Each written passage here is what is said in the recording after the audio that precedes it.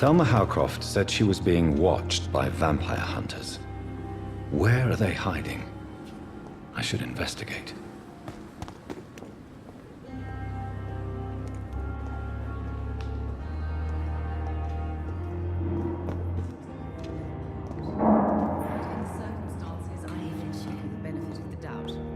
Sweet girl. Reads me like a book. Finally, you've returned, Doctor. Did you find anything of value? Yes, nurse. You've worked your first miracle, Doctor. Now, this patient here needs immediate treatment. Duty calls.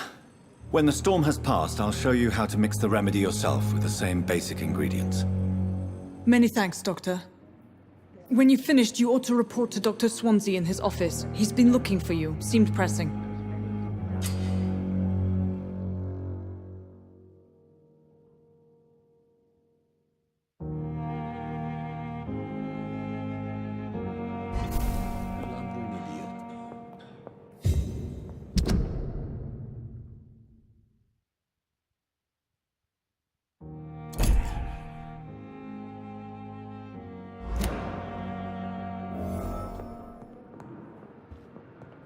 I'm all right.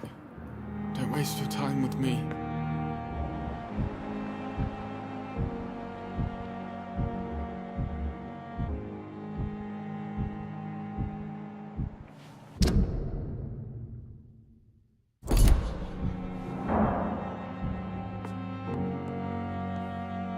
Good evening, madam. Can I help you? It's my son who needs you, sir. I'm Dr. Jonathan Reid. How can I help your son? I'm Beatrice Goswick, mother of Mortimer Goswick. Could you check on him, please, Dr. Reid? I've heard much of your talents as a physician.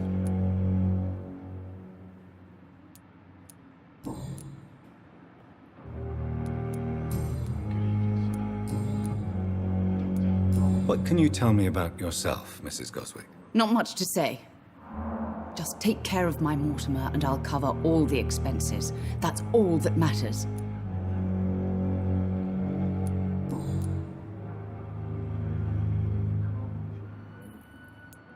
What do you think of your reception here?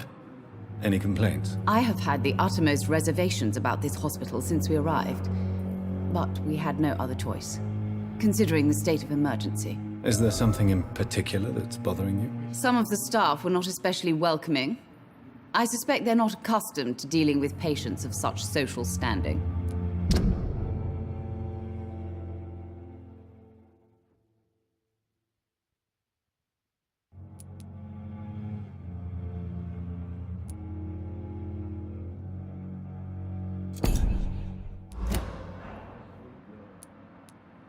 Tell me more about your arrival at the Pembroke Hospital. What gave you such a bad first impression? The ambulance driver was quite rude, for a start. And that nurse, Miss Hawkins, seems to have quite a dubious attitude. What do you mean? She managed to secure a bed for my son despite the epidemic. It was a relief, but it wasn't cheap.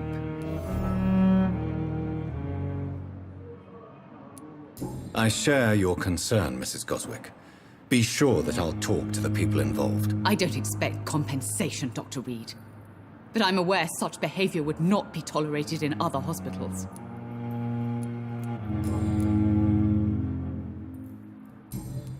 Goodbye, Mrs. Goswick. You always knew the words to calm the children, Helen.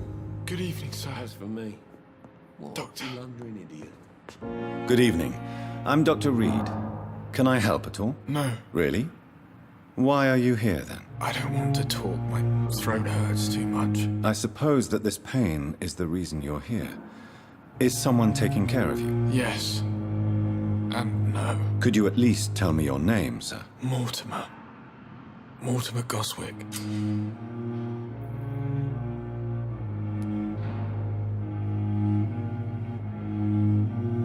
Do you need any help? I'm afraid I may, sir. I don't mean to be a burden. You are not a burden, sir. Healing you is my responsibility. And you have my gratitude for that.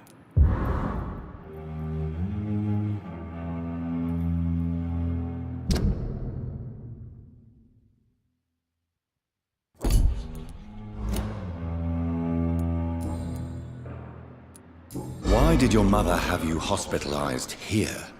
She seems convinced this is a bad hospital. My mother just wants the best for me. She won't rest while I'm here. She'd go all the way to hell and back to help me. Pembroke Hospital may look unorthodox, but rest assured you're in good hands here. It's not me you have to convince, Dr. Reid. It's my mother. Is your mother bothering you?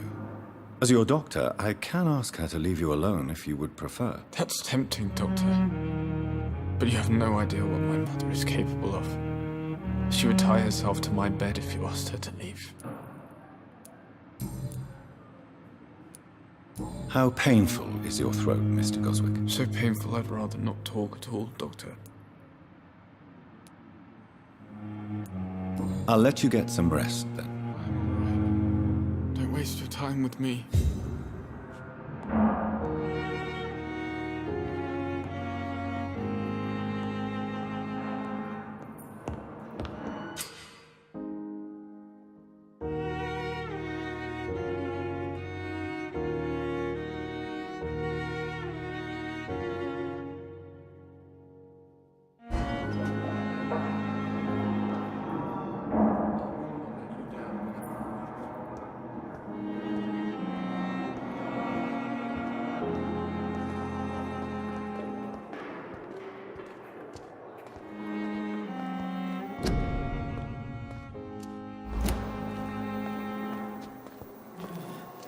Good evening, Miss Howcroft. How are you tonight? I need blood, Doctor. Warm, rich, vibrant blood. I'm really sorry, sir. I'll be back in a couple of minutes. And why do you believe you're a vampire? I don't need to believe anything. It is what I am. It is what I feel within this hollow shell of flesh. Please, describe to me how you feel. What is it like to be a vampire? I can hear my body crumble from the inside as my flesh cracks and fades. I sense the last pulse of postulant blood within my drying veins. I need new blood. I see. Have you ever heard of Cotard syndrome, Miss Howcroft? Never. It's a mental illness discovered by a French neurologist named Jules Cotard. The affected patients are delusional. They believe that they are putrefying, that they are dead, a ghost or a ghoul, or in your case, a vampire. Delusional, you say? Oh, sad and petty mortal. You can't even begin to understand the concept of immortality. And you think it is I who am delusional.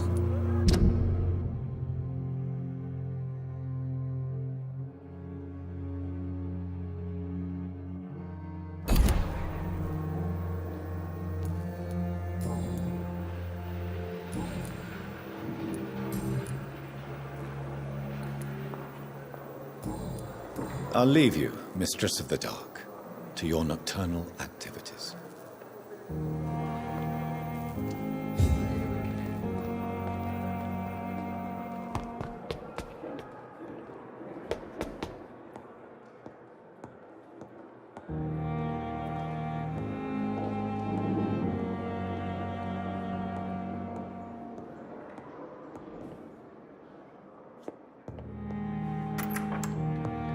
Please, Jonathan, come in.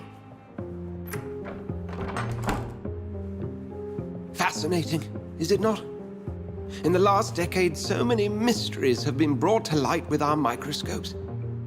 The human body, biology's penultimate frontier. The more we explore its boundaries, the less we're able to trace a clear line between life and death. You, my friend, have a foot in both countries. The view must be vertiginous. It's at least as vertiginous as chatting about vampires with you, I would say. This must be all so new to you. This area of town, the hospital, a brand new life. How stimulating it must be.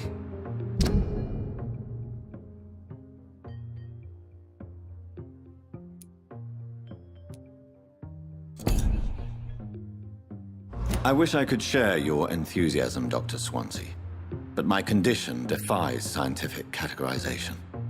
Undead? Unalive? Immortality defies logic. I cannot express my thrill at this serendipitous turn of events. The world's most eminent specialist in blood transfusions, a vampire. One might say a gift from heaven.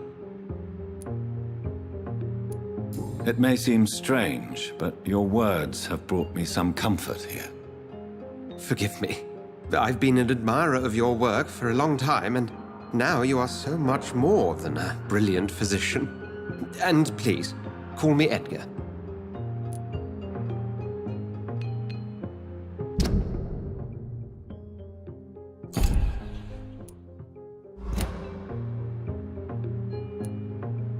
Thank you. But I'd rather you didn't speak so lightly about my condition. There is nothing I find amusing about this situation. Very well. I have a task for you, Jonathan. Something that will require all your newfound skills. Please, go on. The Pembroke only survives through the generosity of our benefactors. Unfortunately, our main donor has found herself in a bit of a bind. Now, if you could help her out... A spokesman or politician is what you need. That's not my calling. And until I come to understand what has happened to me, I require discretion. Discretion is in order, Jonathan. Lady Ashbury has recently received rather indelicate correspondence that, if revealed, would jeopardize her position. And you would like me to eradicate this threat? By the stole, of course not. I would just like you to pay her a visit. Her ladyship is certainly near the tents outside, tending the sick. You can't miss her. Look for someone impossibly delicate. Accepted. I'll see what kind of trouble Lady Ashbury is in.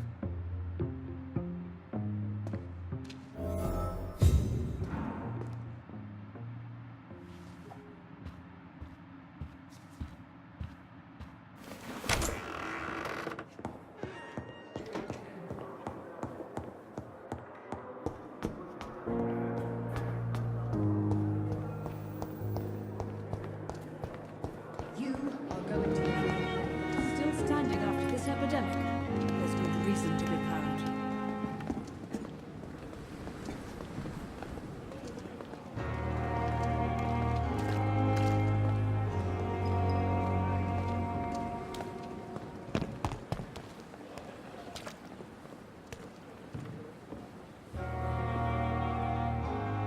The flu took my dear wife, Emily.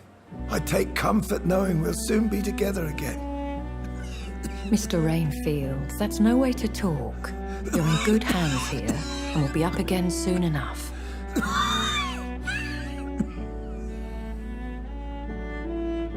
Now do me a kindness and get some sleep. I'll be back round later. Your words are kind, the blessings of an angel. You're the sweet, sweet Lady of Mercy.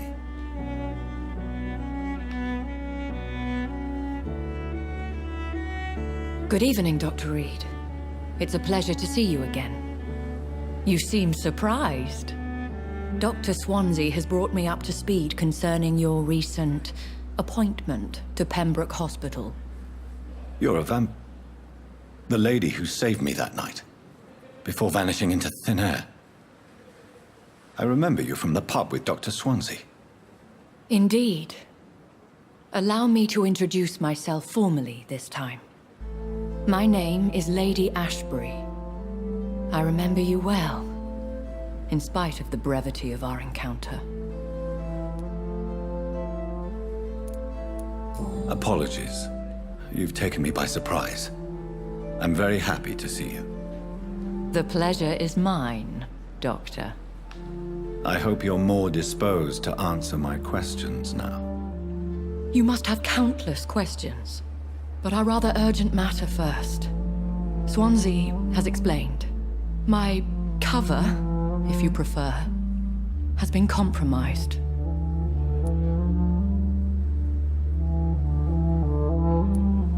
Dr. Swansea has commissioned me to be your agent in this matter.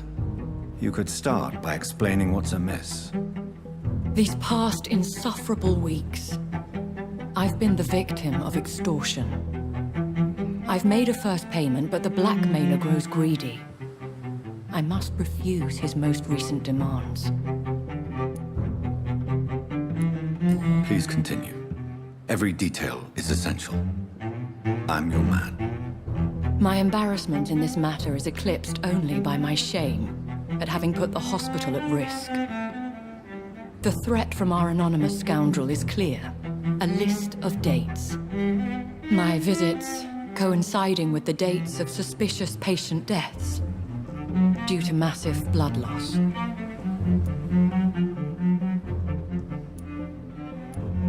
Is it true? Now aren't you the blunt one?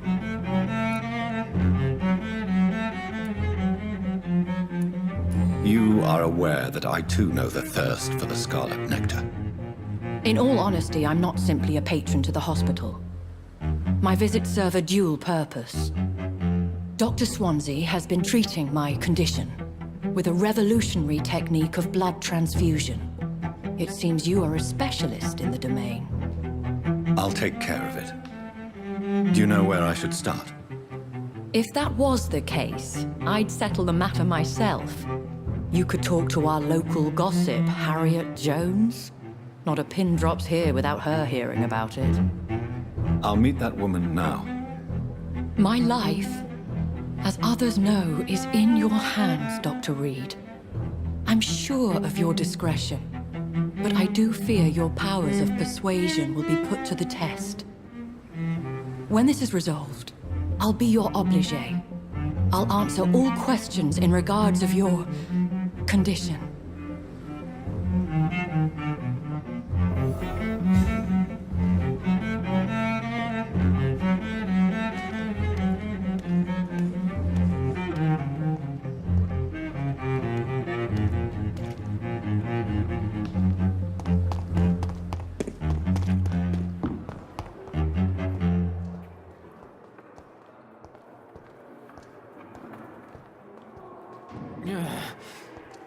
Damn. The pain. Simpletons, these nurses. Here Brendan, again. no respect.